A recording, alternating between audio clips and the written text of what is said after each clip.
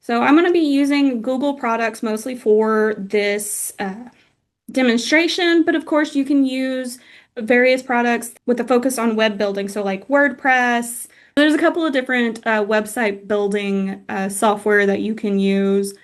And Google Sites just one of the ones that I am more familiar with, and it also has a lot of the built-in user-friendly features that makes it a lot easier, and you don't have to know as much coding as you do on several of the other builders.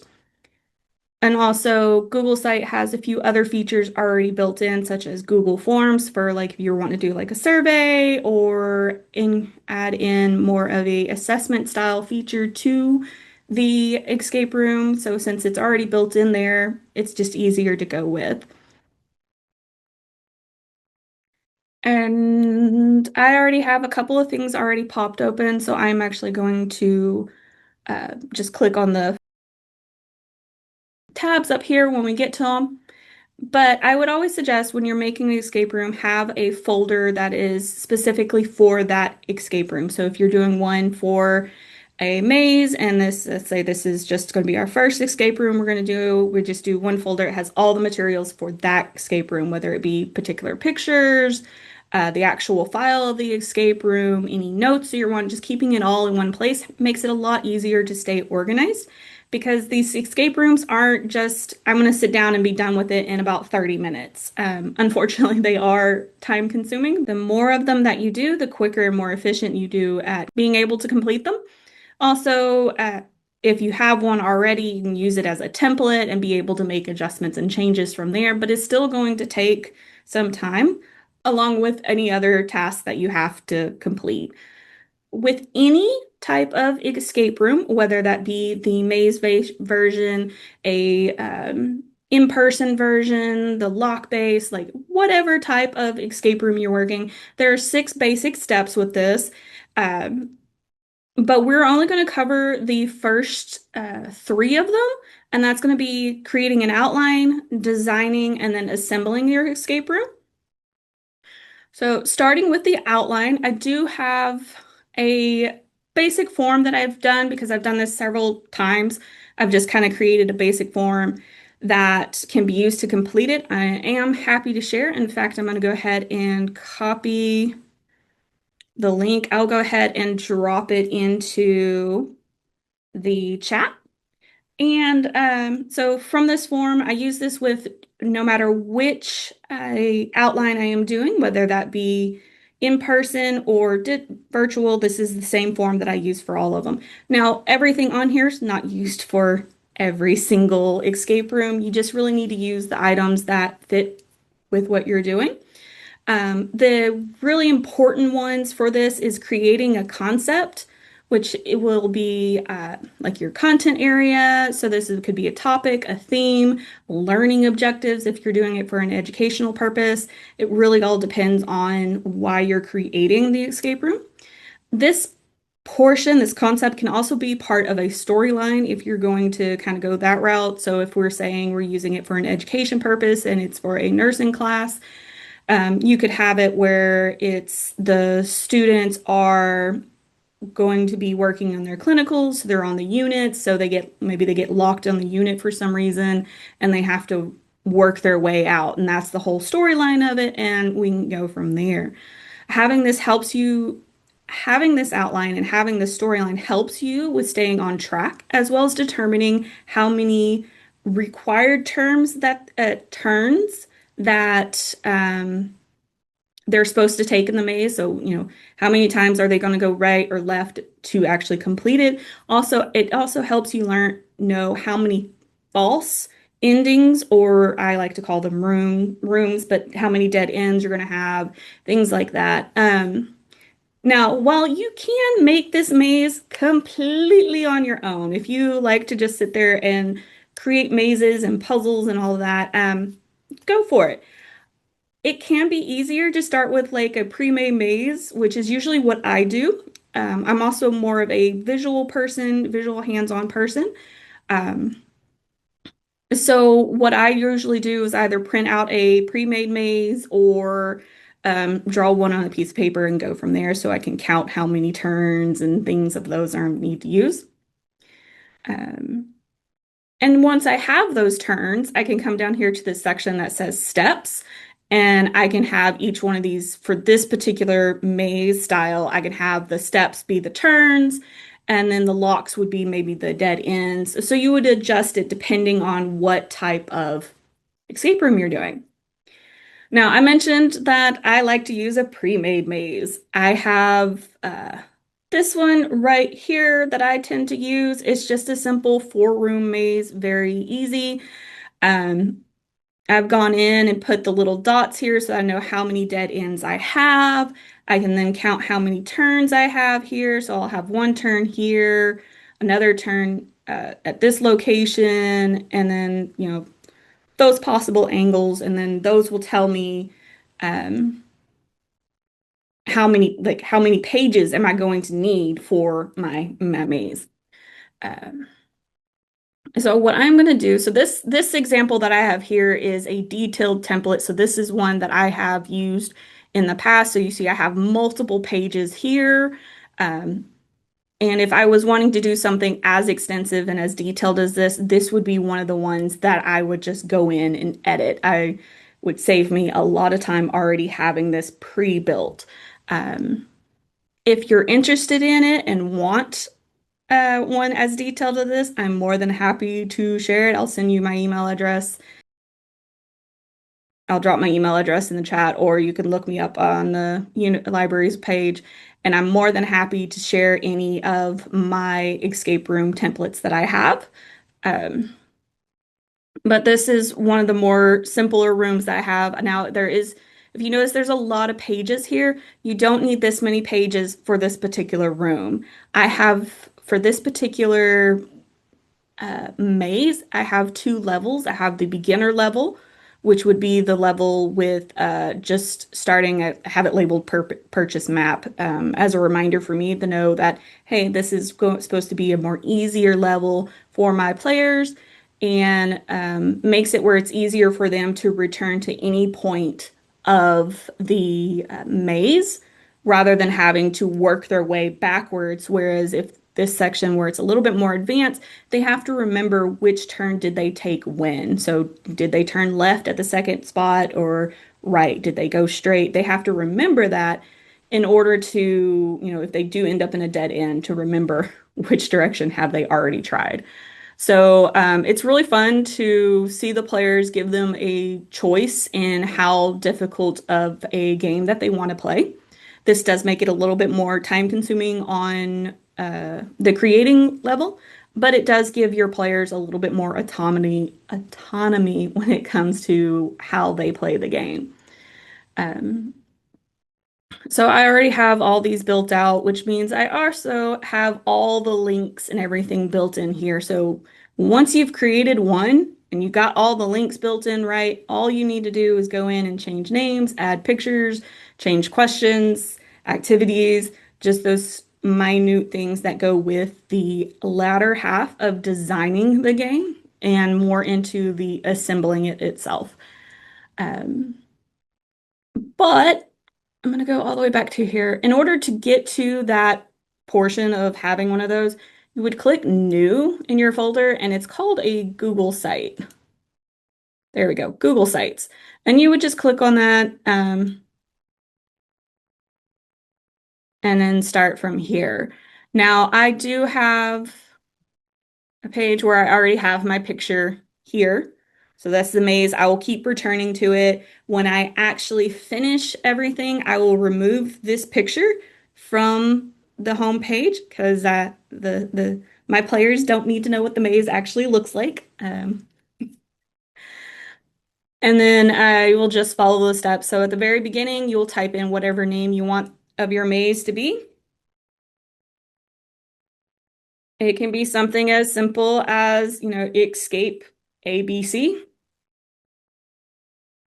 Or you can make it a little bit more on theme. So if you were, let's say this is, because I'm health science class, let's say you're doing something and you're wanting to go through a particular system of the body.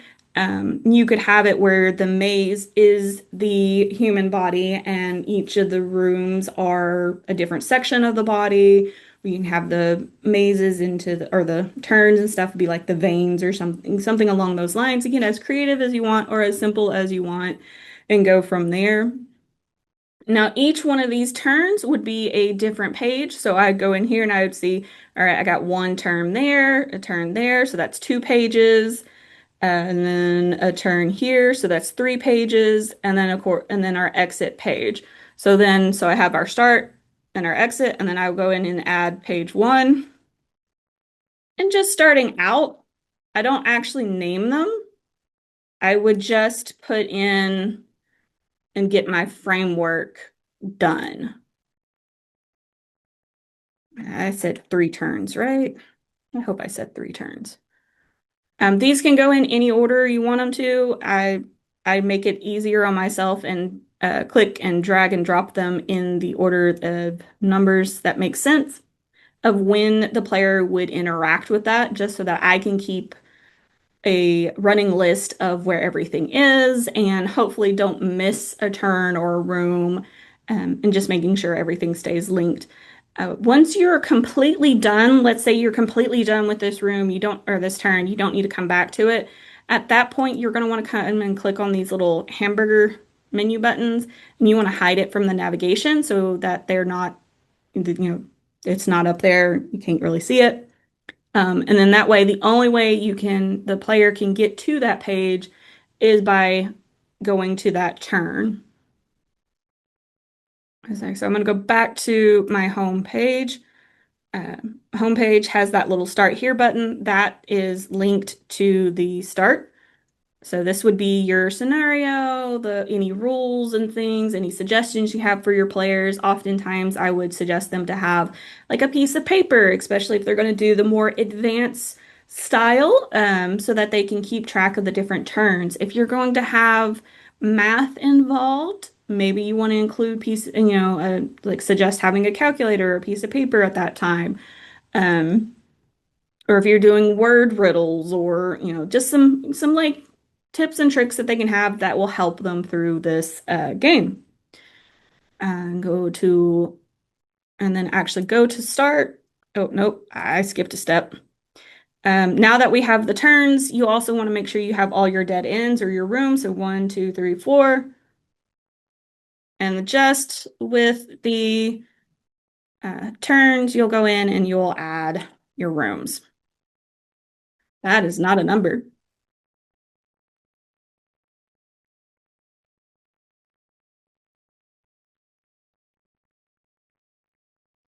Nope, there was only 4 rooms. I'm going to try to put an extra room in there. Um, and again, just as with the turns, you want your rooms to fit where they would fall. So if you're going to name this room 1, okay, so in order to get to room 1, you got to go through turn 1. So I'd move room 1 below turn 1. And that's the same thing with room 2. So I'd put room 2 below turn 1. That way they'll fall in an order, and as you're progressing through it, it will make it a little bit easier for you to keep track of, okay, which sections have I completed? Are the links going where they need to? And things like that.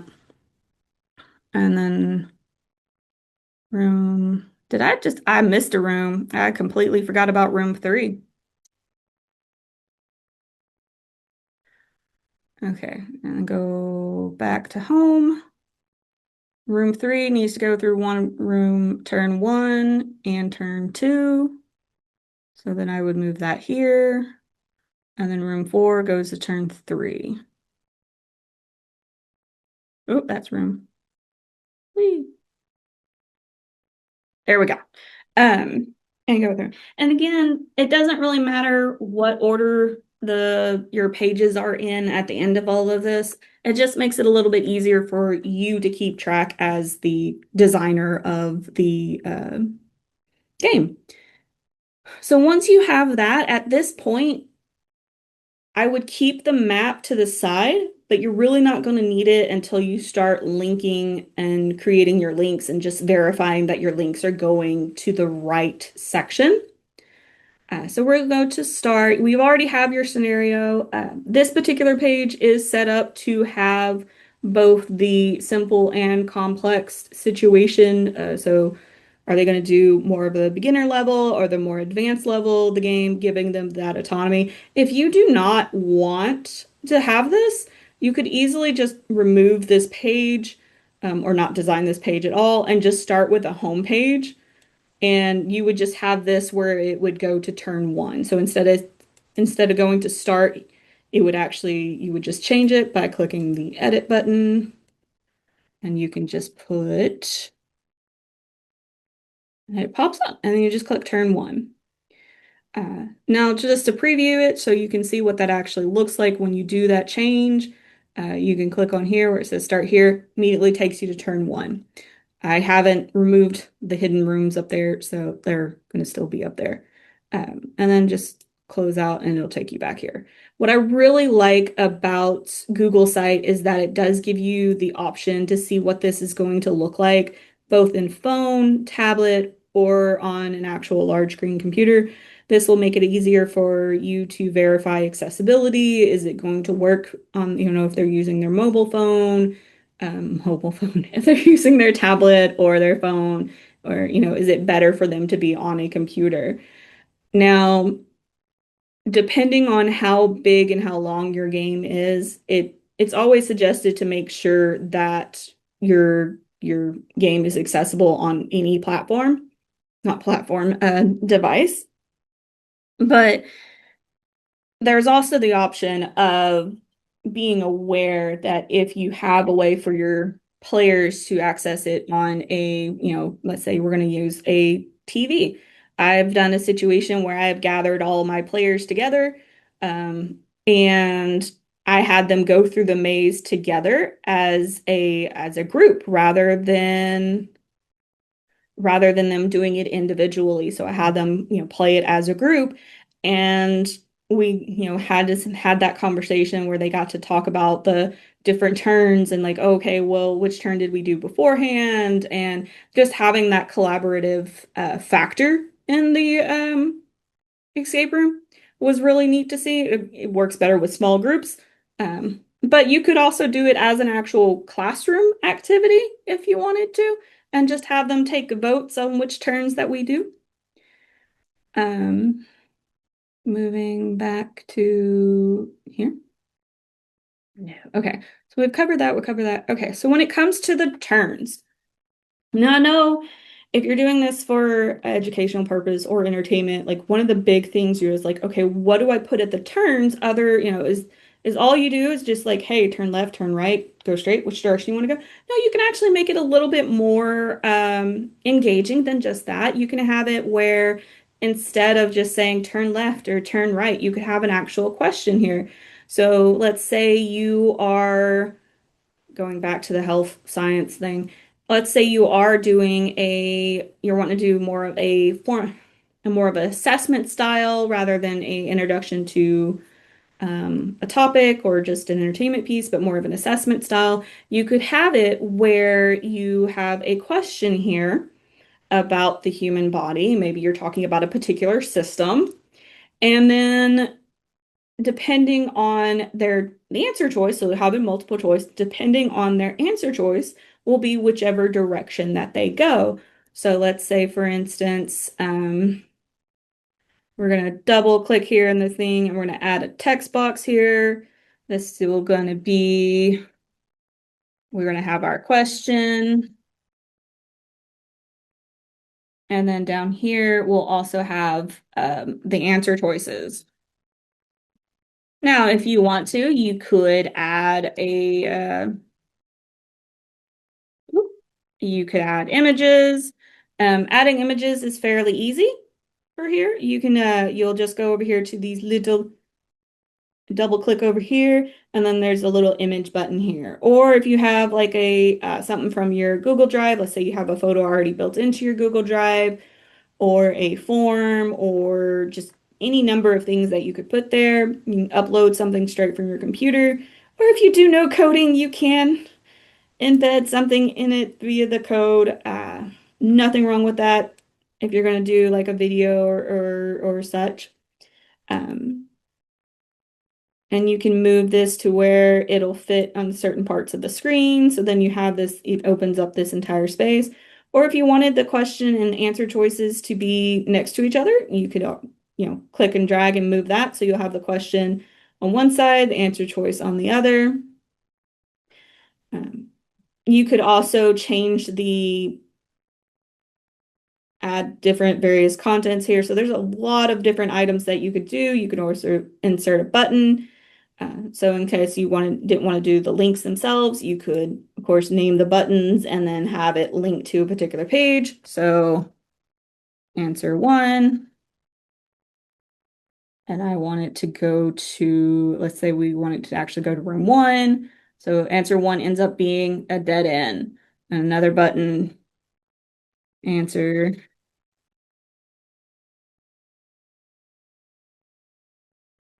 Answer two, let's say answer two is the one we actually want, so it takes you to turn two.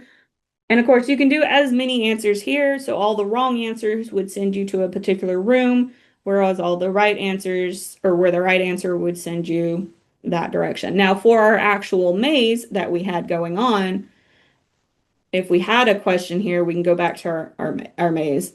We have three different sections here, so we need at least three answer choices minimum for us to decide which direction. So one answer choice is send you to room one. Another answer choice is going to send you to room two. The correct answer choice will send you to room three, and of course, or send you to turn two, not room three, but turn two. And of course, you can always have a false answer just that can just send to another room or so. It makes more sense to have it as the three if you're doing the full maze style, or if you're just doing more of question and answer and choice, you don't have to. It allows for a lot of more creativity on your end, but if you want to keep it simple, I would just follow with the maze. Where we were on turn one. So you would, and then these are already linked, so your player would do it. If you're using it, face this one. So let's say you're doing more of a extended answer choice, which can often happen with various things. You would just highlight what you're wanting and then link it via that direction. So room one, room two, so on and so forth. Now, if you're going this route and you know it, you can see that it is, well, you can't really see it because I've done things. Okay, so it has it. It would be nice if I actually, there we go. If I actually made these longer where you could actually see them.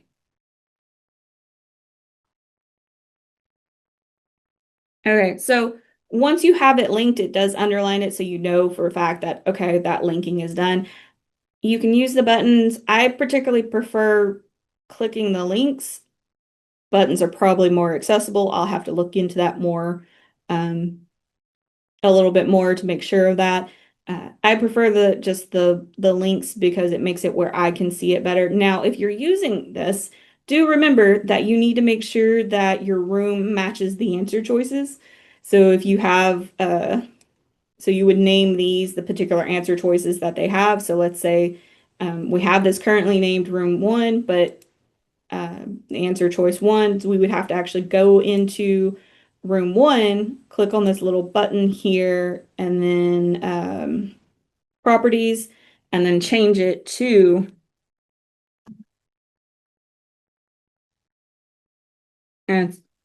answer one. That way, when a screen reader is reading the link and everything for it, it's going to read it as the same answer. It's not going to just say room one. So you want those to match.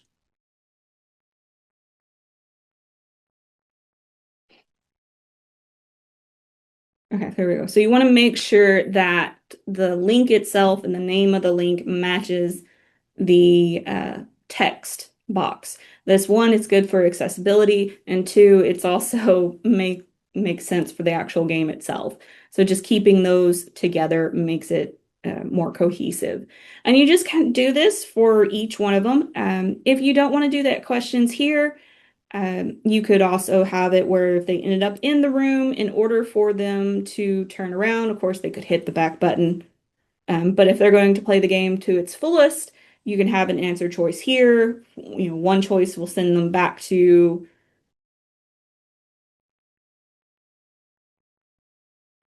oh, it's here. Okay. One choice is going to send them back to the previous turn, and then maybe the other choices would send it to like, oh no, the door doesn't unlock. In that case, you would have to have a extra page that you could just add of, incorrect choice or some, name it as it needs to be. But maybe they walk into the room, a trap door happens, they can't get out until they answer a question or complete an activity or something along those lines. When it comes to deciding where you're wanting to have particular content at for your game, you'll need to make note of like what do you want your players to encounter? What are they going to be required to encounter to complete it?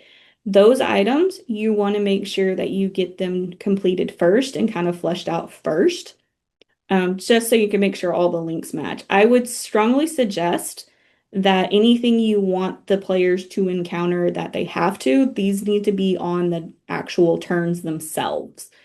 So if you are introducing a new topic, definitely have some of the key features of a new topic be on the turns themselves. You could also have it where the turns more use more of a scaffolding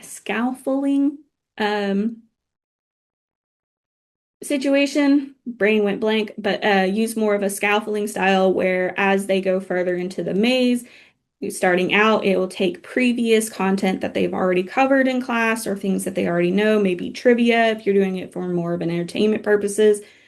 And as they go further through the maze, the questions get harder or the activities get a little bit more difficult. We're introducing new ideas and new concepts as they go through.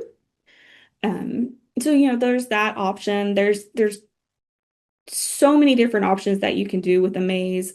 Personally, I feel like the maze has a lot more creativity in it than your lock method does and has more, just overall more choices. The lock method is really great for more of the assessment style. If that's really what you're wanting to do, you want to quiz your players. The lock method has the more ease for doing that because you can also have a record of what answer choices that they did. Whereas the maze method, if they completed the game and got to that at last page where you have a certificate, um, or where you can have a form where they fill out that form on that last page, and it will send a certificate to them, or and it let you know it completed. Obviously, if they get to that last page, then they've completed the game. They've answered the questions correctly.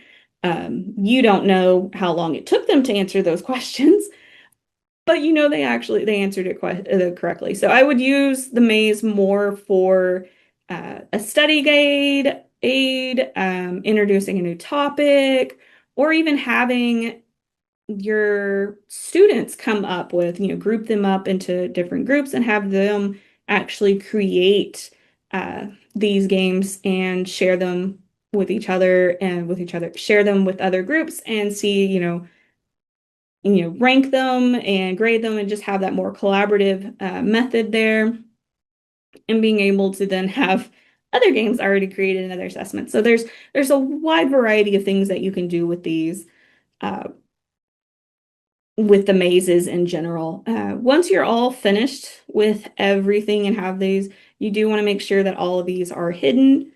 And again, you'll just click over here, hide them from the navigation screen.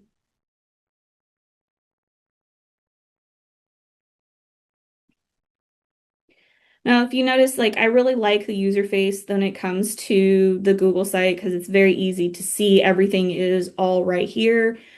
You can change the themes and fonts to things. So if you want this to look more like that, change the colors. If you notice, I have a space-like background here in the back. I have a space-like background here in the back. You can click on this button where it says image. You can upload, select image, and you can alt text if it's just for decorative purposes. You can mark just it's just decorative. That way the screen readers won't read it purposely. So it does have a lot of accessibility features already built in, which is another reason I really do like using it. Um, that and with it being on a cloud base that I can have access to it wherever I am at. And I can share it with other individuals who either collaborate with me on making it, or I can go and hit the little publish button and make the actual name to it, and then hit publish, and it will be out in the open. Now, once it gets out there and that link, let me go here. Here we go. We'll go here. So the players will actually see this portion. So this is an example that I have already completed. I need to change the date on that. So this is one that I had made for a previous workshop. I have the little scenario here of like what's going on, things like that, and they'll just kind of go through. I didn't created questions here. I just had them be like I just had information introducing here. So these are different sites that it can be very useful when it comes to making a maze. So again, this is not where I'm quizzing anyone. I'm not having like an activity or anything. I'm just introducing information. This would be a more low stress, low stakes type of maze. And then I actually don't remember the directions for all this one because it's been a while. So, oh, we've ended up the different room. I was like, oh no, we've reached a dead end. You don't have to be as like uh as cliche as like, oh no, and everything like that. You could put whatever you want there. And then we have these various options here. If they choose the correct one, it will take them right back to the previous turn, and then we can choose another one and go through it again. Yay! I got the wrong one, but there we go. Yay! And then it moves on to the next intersection. This intersection, I actually have an activity. Now, with jigsaw puzzles, they are not the most accessible, especially if you have someone that's using a screen reader or accessibility tools such as that. In this situation, it is just a direct decorative demonstration. It's not intended to be used. You don't need it to answer. If you're going to use the jigsaw options, make sure you have an alternative format, whether that be a link to the already completed photo, which I know that means that your other players could, just choose to use that instead, or make it where it's, use riddles instead, or have it where it's a audio version and a text version of a presentation of some sort. There's all kinds of different ways to really go with this. And I know that we want to have as many activities as we can, but just keep in mind of who your players are and what their needs are uh, as you are designing this. If you make it as accessible as humanly possible, then you're not going to have to do as many edits in the long run, and you'll be able to reuse that template more than if you were just making it only accessible to the limits of whoever your players are at that specific time. We're going to make choices here. I do have it set where they could turn around and go back to the previous location if they wanted to. But the whole point of this is actually to kind of go forward. So we have another one where I'm introducing more information. If you do want to go offline, there's also options of using InDesign and making interactive PDFs. Do note PDFs are not the most accessible. They can be made to, you can go in there, you can make them a little bit more accessible if you actually go and deep dive into the back end of them, adding alt text and all of those wonderful features to it. But if you do that route, it is going to be a lot more time consuming than if you had just chosen a site version or a Google site or a WordPress situation. And then, of course, we're going to make a choice. Oh, hey, I made it through the maze. Cool. in record time. So this is a very short maze. You make it through it very, very quickly. This is the actual maze that I used to create this is hold up, exit that. The actual maze that I use for the maze of learning is actually this particular maze here. So it's very short. You saw how quickly we kind of got through that with the information and things. I do have, I think, two other maze templates that I work with. One is a shorter. It's more of a mid-level. It's got, I'm wanting to say six rooms instead of four. And then I have one that has 12. That one is obviously very, very long, but a lot of fun to work with. It really depends on how long you're expecting your players to go through this. Also, how much information are you wanting your players to interact with? And how frustrated you want your players to be at the end if you're not going to give them the a map to be able to go through back and forth. Um, and speaking of map, what that actually looks like is that for the rooms that have the map, okay, so like this room, I can turn around, or let's see, this one. Oh, let's actually go where we have actual room options. Okay, here we go. So one that's leveled with a two. This one is not the simple version. This is the complex version. So they only have the option to turn around, which would be the same as if they hit the backspace. Whereas if you have it on the more simple version, they have a map. They will have the option to turn back to any previous intersection that they would have crossed at this point. So by the time they got to this this dead end, they had to go through these two intersections, and it will let them go to whichever intersection it is. So one of them was intersection two. They had two options here. Let's say they had gone straight, they now can go right instead. Or if they wanted to start all the way back over and go back to intersection one, there is that option. My image does not look very, it's one of those early images when I was first starting out when making escape rooms. I was not very skilled in editing photos at that time. Um, So you're more than welcome to reach out to me, and I am more than happy to sit down with you, whether virtual, in person, however you want to do it, and or even just share some of these templates with you if you want. If you want something a little bit more complicated, more than happy to share that with you. I did record the lock-based one. Tools for locks. You can use several of the same tools for that we're using here. That one's going to use a form base as your main. If you're using Google products, it's Google Form. So the locks are only going to use the Google Form. You can include Cite where they can pull information from, but if you're using this for a course, I would suggest they actually use D2L, so use their course shell to pull information from, or their textbooks and pull information from that, and then use the form to answer the locks. But your course can do the Google site to do that portion. You can use the same tools, same jigsaw puzzles, you can use YouTube videos, all the same tools that you use for the maze versions you can use for the locks.